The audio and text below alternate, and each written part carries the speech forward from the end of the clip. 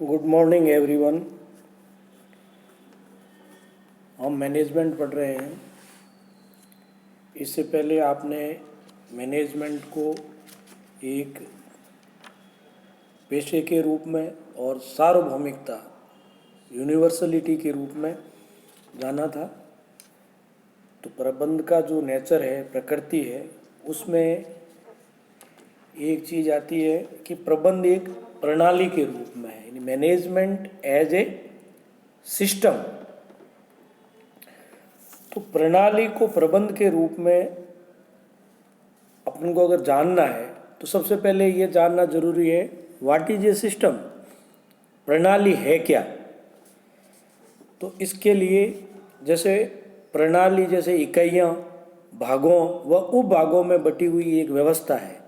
ये उन छोटे छोटे उपतंत्रों का एक संयोजन है जो परस्पर रूप से संबंधित एवं अंतःक्रियाशील इंटरैक्टिंग होते हैं तथा एक सामान्य उद्देश्य की पूर्ति के लिए कार्य करते हैं।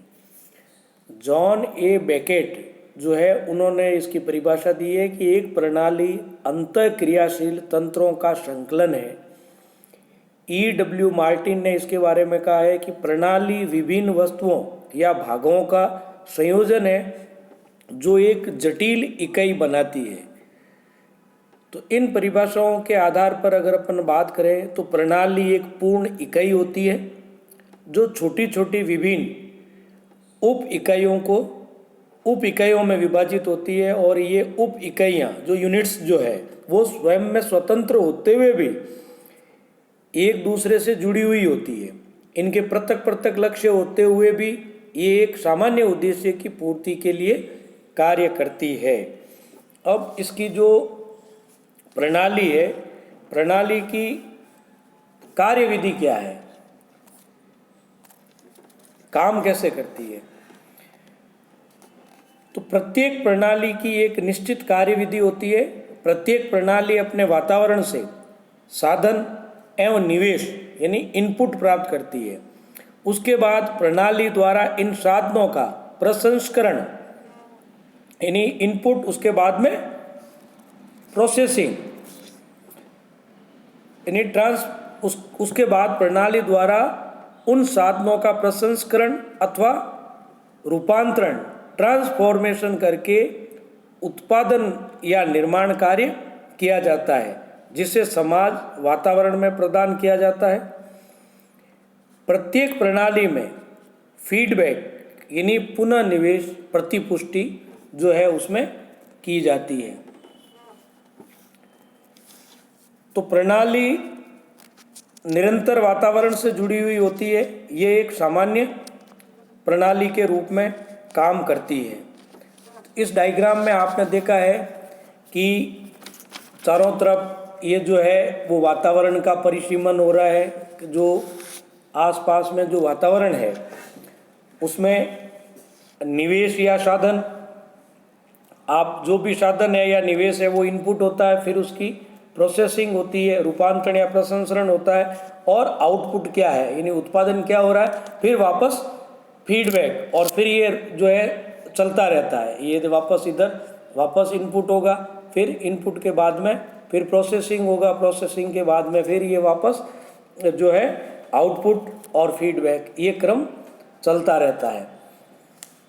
तो ये जो चीज़ें कार्य प्रणाली में है, इसकी कुछ विशेषताएं ये है कि प्रत्येक प्रणाली किसी बड़ी प्रणाली का एक भाग होती है। दूसरा, प्रत्येक प्रणाली अनेक उपतंत्रों में बंटी हुई होती है और प्रत्येक प्रणाली का एक सामान्य उद्देश्य होता है जिसकी पूर्ति में सभी उपतंत्र सहयोग करते हैं। इसके विभिन्न अंग परस्पर रूप से संबंधित और अंतःक्रियाशील होते हैं। प्रणाली की प्रकृति जटिल और गतिशील होती है। प्रत्येक प्रणाली अपने अंगों व भागों में संतुलन बनाए रखती है। प्रणाली में प्रतिपुष्टि, जो फीडबैक और जो कम्युनिकेशन है, इसकी व्यवस्था होती है। प्रत्येक प्रणाली आंतरिक व बाह्य प्रणाली से प्रभावित होती है और प्रत्येक प्रणाली की कुछ सीमाएं होती है। प्रणाली दो प्रकार की होती है, एक तो बंद प्रणाली और दूसरी होती है खुली प्रणाली। अब इसमें प्रबंध में जो प्रणाली जो विचारधारा है उस विचारधारा का वो क्या है उसके बारे में अपन बात करेंगे। तो आधुनिक प्रबंध प्रणाली विचारधारा है, यानी सिस्टम्स अप्रोच टू मैनेजमेंट। आधुनिक प्रबंध प्रणाली विचारधारा जो संपूर्ण उपक्रम को एक पद्धति के रूप में देखती है। प्रबंध में प्रणाली दृष्टिकोण पूर्णतः लागू होता है। उसके अगर कुछ अपन तथ्य सामने रखें तो ये है संपूर्ण का अध्ययन। संपूर्ण उपक्रम एक जटिल इकाई के रूप में होता है जो विभिन्न भागों जैसे उत्पादन, वित्त, विपणन, लेखाकर्म, सेवी वर्गीय आदि में विभाजित होता है।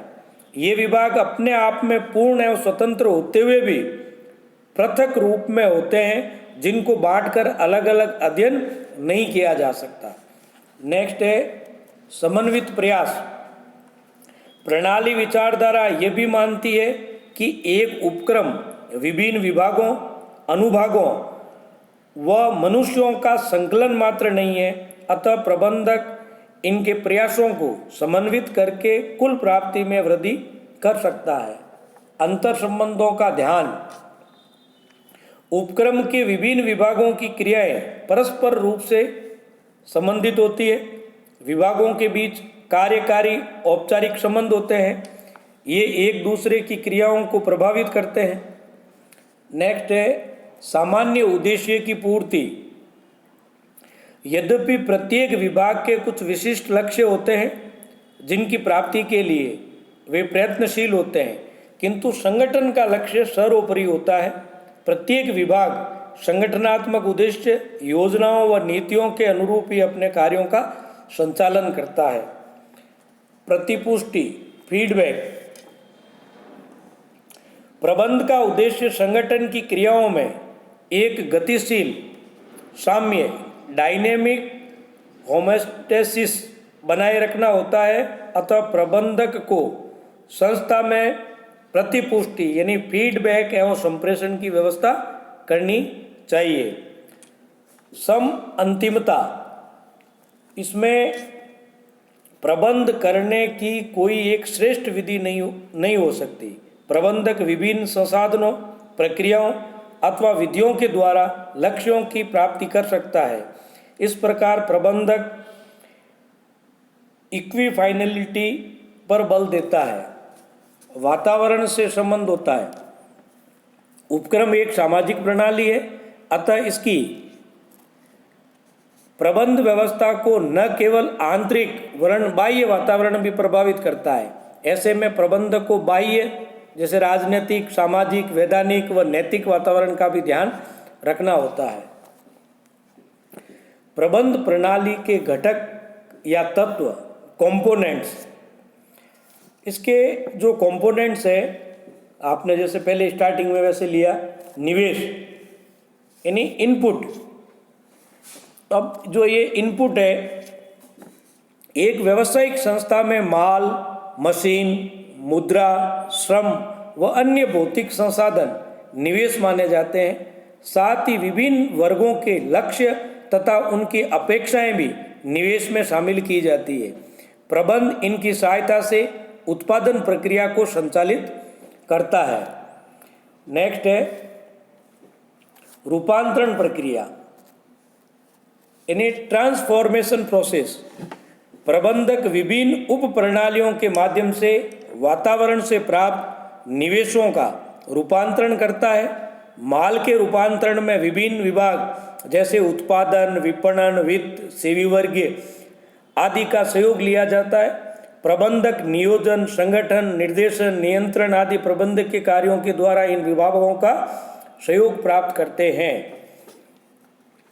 इस चित्र में आप देख रहे हैं ऊपर ही ऊपर दिया हुआ है वातावरण, एनवायरनमेंट। अब निवेश जो इनपुट जो हो रहा है उसमें आप देख रहे हैं संसाधन है, लक्ष्य है, अपेक्षाएं है और दायित्व है। जो ट्रांसफॉर्मेशन जो हो रहा है उसमें आप देख रहे हैं प्रबंध प्रक्रिया, उप प्रणालियाँ, सूचना प्रणाली, संप्रेषण यानी कम्युनिकेशन। और आउटपुट जो हो रहा है, आउटपुट में आप देख रहे हैं वस्तुएं, सेवाएं और प्रॉफिट, लाभ और सामाजिक दायित्वों की पूर्ति।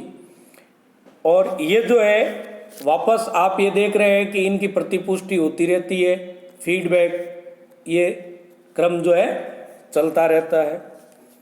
तो ये जो है प्रबंध की ट्रांसफॉर्मेशन प्रोसेस, प्रबंध में जो किया जाता है उसका चित्र आप लोगों ने देखा। नेक्स्ट जो है इसका कंपोनेंट्स, वो है संचार व्यवस्था, द कम्युनिकेशन सिस्टम। तो सभी विभागों के कुशल संचालन तथा प्रबंध के कार्यों के सफल निष्पादन के लिए कुशल संचालन की व्यवस्था करनी होती है। बाह्य वातावरण से संपर्क करने तथा विभिन्न वर्गों जैसे ग्राहक, श्रम संघों, सरकार, पेशेवर संस्थाओं, समुदाय आदि से जुड़ने के लिए भी संचार प्रणाली की इसमें आवश्यकता होती है। नेक्स्ट है आउटपुट यानी उत्पादन। प्रबंधक प्रभावी नियोजन, समन्वय, निर्देशन तथा नियंत्रण के द्वारा निवेश किए गए संसाधनों का रूपांतरण करके वस्तुओं का निर्माण करते हैं। इससे संस्था के विभिन्न लक्ष्यों, लाभ अर्जन, सामाजिक दायित्व आदि की पूर्ति इसमें होती है। और फीडबैक, जैसा आपको पहले ही बता दिया, प्रबंधक उत्पादन प्रक्रिया, विभिन्न उद्देश्यों, अपेक्षाओं, आशाओं का मूल्यांकन करके कमियों व त्रुटियों का पता लगाता है और उन्हें दूर करने के लिए आवश्यक प्रयास करता रहता है। अब जो प्रणालीगत प्रबंध दृष्टिकोण है, इसके एडवांटेज क्या है? तो इसमें एक तो ये है कि संपूर्ण संस्था का समग्र रूप से अध्ययन किया जा सकता है। संस्था तथा प्रबंध के सभी घटकों के पारस्परिक जो प्रभाव और जो संबंध है उनका एक साथ विश्लेषण किया जा सकता है। आंतरिक एवं बाह्य समन्वय सरलता से किए जा सकते हैं। संस्था के जो संसाधन है और जो मानवीय प्रयास है उनका प्रभावी उपयोग किया जा सकता है। संस्था में जो नए विचार हैं या जो सूचनाएं हैं उनका प्रवाह बनाए रखा जा सकता है। जो सोशल रेस्पॉन्सिबिलिटी है उसको कुशलतापूर्वक पूरा किया जा सकता है। संस्था की जो प्रतिस्पर्धात्मक जो शक्ति है वो इससे बढ़ेगी और संस्था वातावरण से जुड़ी रहती है। इस तरह से प्रबंध एक प्रणाली के रूप में जो है होता है। आज आपने इसके बारे में जाना। इसके आज के लिए इतना ही। धन्यवाद।